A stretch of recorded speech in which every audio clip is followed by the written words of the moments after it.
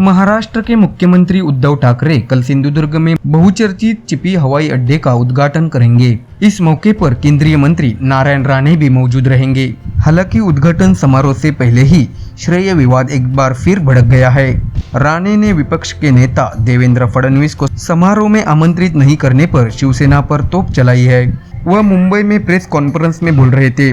देवेंद्र फडणवीस और विधान परिषद में विपक्ष के नेता प्रवीण दरेकर को हवाई अड्डे के उद्घाटन समारोह में आमंत्रित नहीं किया गया है। जब पत्रकार द्वारा नारायण राणे से इसके बारे में पूछा गया तो उन्होंने बताया कि मुझे इस बारे में पता नहीं कि आयोजकों ने यह फैसला क्यों लिया। यदि राज्य में किसी नई परियोजना का उद्घाटन हो रहा है तो नेता प्रतिपक्ष को आमंत्रित किया जाना चाहिए। हालांकि इस संबंध में कोई नियम नहीं है, लेकिन कुछ रीति रिवाज और परंपराएं हैं। अभ्यास परंपरा उतनी ही महत्वपूर्ण है जितनी की कानून। राज्य सरकार ने जो किया है वह गलत है।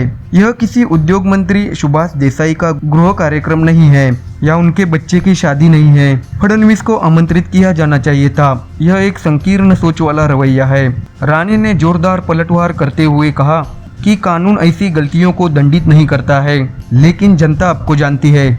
नारायण राणे ने आगे कहा कि इस संबंध में मैंने फडणवीस से बात की है। हालांकि उन्होंने कहा कि इसे ज्यादा महत्व नहीं दिया जाना चाहिए। उन्होंने मुझसे कहा कि सिंधुदुर्ग और राज्य के हित में काम करना जरूरी है।